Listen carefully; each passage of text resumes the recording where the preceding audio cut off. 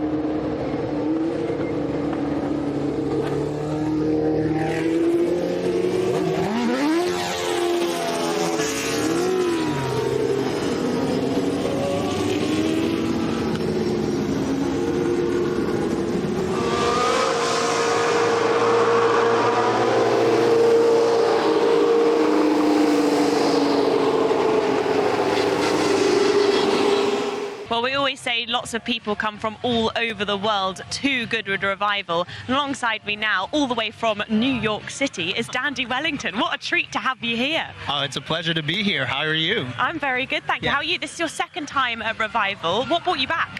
I mean, listen, I had to come back. Walking around here, it is a vision. It's so beautiful, the attention to detail, and everyone looks so fantastic. Everyone's so kind. Goodwood Revival is the place to be.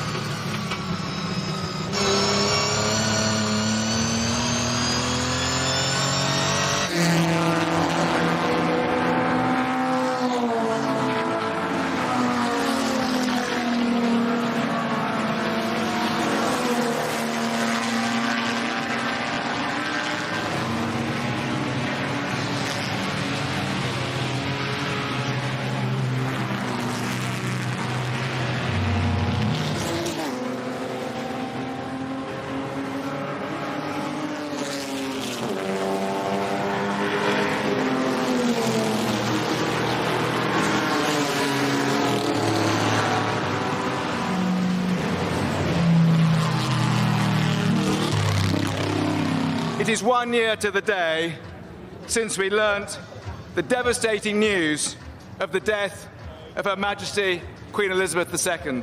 Cars in front of me on the grid are all estate vehicles that belong to Her Majesty, provided by our partners at Jaguar Land Rover. These are vehicles that played an integral part in the role and outdoor pursuits that was such a great passion of her life.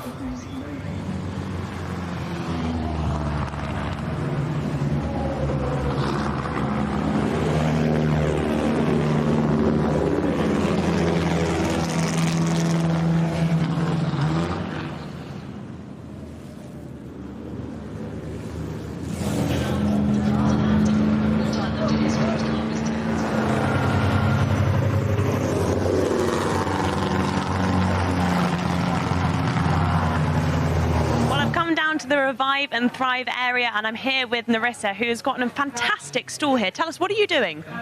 So this is the sewing atelier. So we've curated a range of craft workshops that are aimed at modern makers with a bit of a vintage twist. So there's currently a beading workshop going on behind us, and then also we have a curated collection of craft supplies and accessories from small businesses, and then also from, you know, my excessive stash as well of craft supplies. So yeah, it's just a crafty space to be for Goodwood Revival, basically.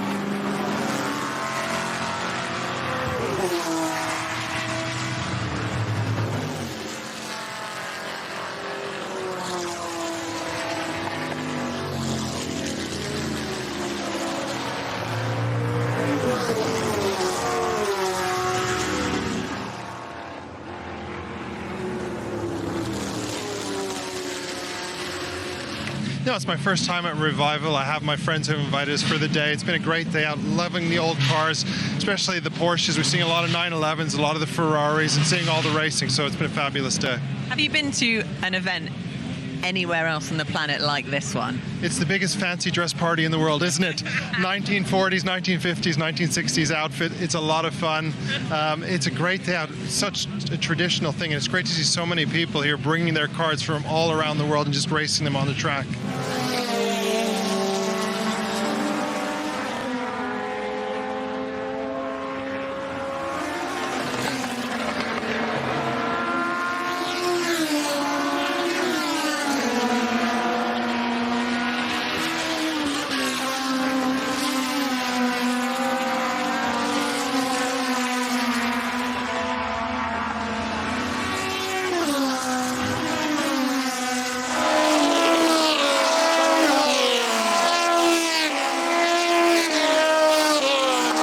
So many cars, but every time I see you in this, you've always got a much bigger grin than the other ones. Yeah, it is the best. I think if there was one tank of fuel left, this would definitely be what I would drive. And it wasn't around last year because it was in Italy in the new Michael Mann Ferrari movie, which is sort of all around the circuit on the Sky posters. So I thought I was going to drive it in that. I ended up being Eugenio Castellotti, but this stars in the movie with Derek Hill driving it as Jean Bérat, so it's nice to have it back, and it's nice to be back out in it.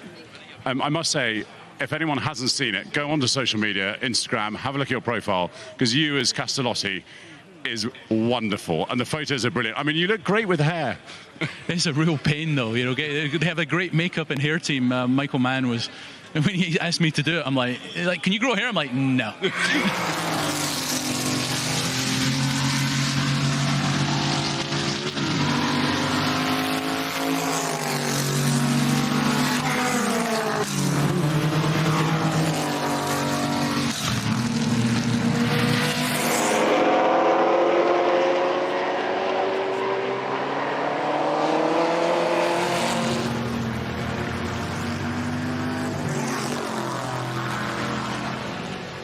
How is it? You're still alive? It's all good? It's fantastic.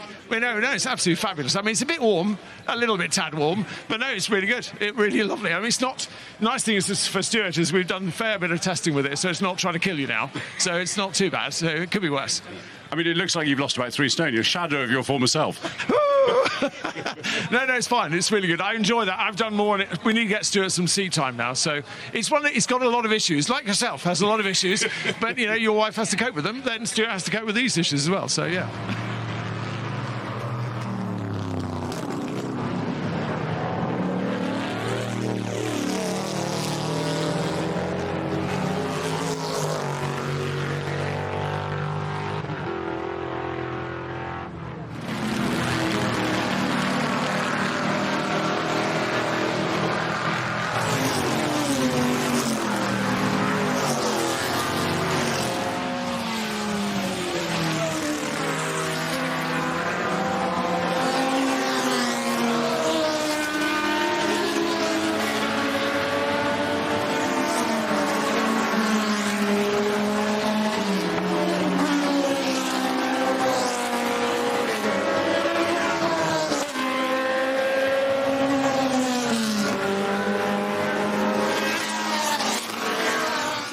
To me is something that's long lasting. It's about encouraging your kind of traits and how you shop, and just reanalyzing how much you're buying and what you're buying for and how long you're going to wear something for, which is just changing your mindset back to how we used to shop, which is what it's all about. Absolutely. Well, listen, it's great to have you here. It's wonderful to see your new collection as well and celebrate your success as on the Great British Sewing Bee. Well done. Thank you so much.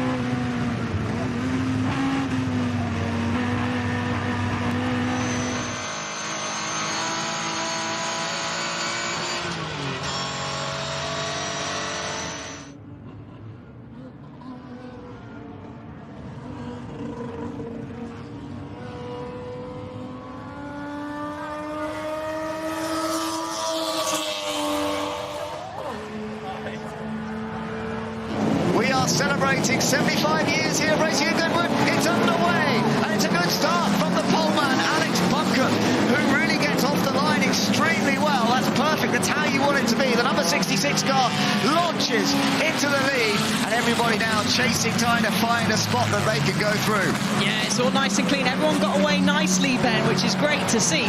But look at the lead that Bunkum's got already. He's streaming down the back straight through Fordwoods down to St Mary's.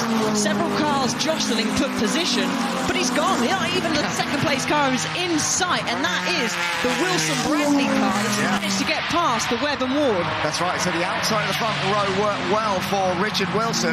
He's got up into second place, and then you've got the battles going on further back, and Nigel Webb is trying to defend busily. He started second, but he's actually under a lot of pressure. Be very brave. He's having a little look. He's going to get the switchback. Yeah, fantastic job getting it sideways. So Jake Hill will be very pleased with that, and he's pulled a slight gap already going into this last chicane. Oh, they're going to both go. No.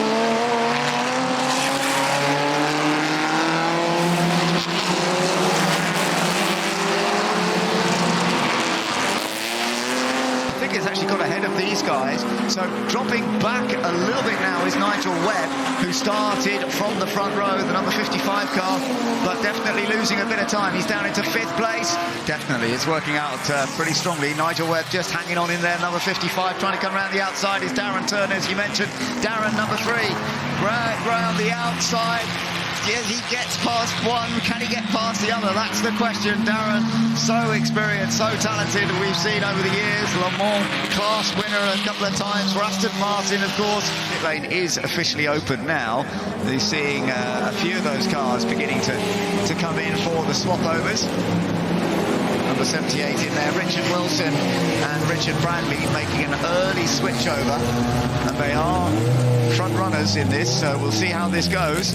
And here is the leader in, so Bunkin's in, and we're going to get a great shot of the onboard camera there as he slings himself out of the car. Jenson Button will hop in. And Jenson is immediately on the case. He's being chased by that lovely little Cooper that we've been watching and enjoying. Now, Jake Hill, the touring car star, is now heading out. He's a Goodwood star as well, of course, in this lovely little 56 machine, the HWM Jaguar of 1954. So, what can he do? Al, as first stints go, that surely was the dream first stint. Yeah, it certainly was. You know, I haven't started this car for over 10 years now, so a little bit apprehensive off the line. Actually, on the green flag lap, me and Nigel had exactly the same start, so I was like, I'm going to have to up my game when it's the real start. So, yeah, I didn't want to over-rev the start, and yeah, managed to get the lead to turn 1, and then just wanted to get my head down. But the track seems really greasy out there. I don't know why. I found that a little earlier in the Cobra. It just overall felt generally quite low grip out there. I don't know why. Maybe quite a lot of oil down or something, but car's going excellent. Yeah, like you say, dream sort of start to the race. Handed over to Jenson in a really good spot, so hopefully he can just keep the car nice and consistent. And then Richard's got the upper hand on Jenson in the final sector, so that gap is creeping down and down and down, and you can see Richard is really working hard on the wheel. A driver that I raced up against in karting and was extremely fast. He is the 2010 Formula BMW Pacific champion as well, so got great experience behind him.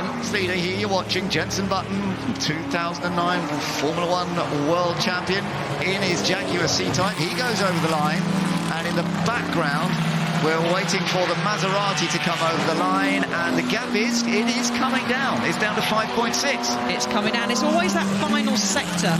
Richard's very, very good in that final sector and keeps finding time. And I noticed, remember Alex said that the track seemed quite slippy, so I wonder if the track's improving, because we can see all down in that final sector at Woodcote Corner, didn't we? So I wonder if the track's slowly improving. One of the cars on the screen under investigation. Yeah, the 70, that is important, because that's Richard Bradley. And I did wonder, when they made their pit stop, I wondered if that was a fraction before the pit window opened. I mean, I'm not sure what the penalty is. Let's say it is 5 seconds, which in other racing series you usually get a 5 or a 10-second penalty. We won't mention the championship, but you know what it is. He's lapping very quick. It's around about a second a lap quicker at the moment than Jenson Button, and you can see he's near enough right on the back of him now. But there is an investigation on that number 78 car. Look how close it's coming into Jenson Button. I think he's got a real chance to get past Jenson's car's just not going as quick as it was earlier on. As they go across the line, it's down to 0.2 of a second. He's going to have a look into the first corner. We have a change of lead. Jenson Button drops down to second place as Richard Bradley takes the lead in the Freddie March Memorial Trophy. So that doesn't sound very healthy at all, does it? No, there's a lot of shake, a lot of rattle. Let's listen in here. There's a misfire. Misfire, yeah. That last lap. Jenson Button's in. Jenson Button is retiring. So I tell you what, Richard Bradley may still win this race, even with the penalty, because Jake Hill is a long way back. Once you apply the penalty, he's 11 seconds back. But what a shame for Jenson. Into the chicane for the final time. Richard Bradley in the Maserati 250S takes victory in the Freddie March Memorial Trophy at Goodwood. The first race of this 2023 Revival weekend, and a dramatic race as well. Doing it with a 10-second penalty, he has still managed to take out outright victory. Second place is going to Gregor Fiskin and Jake Hill.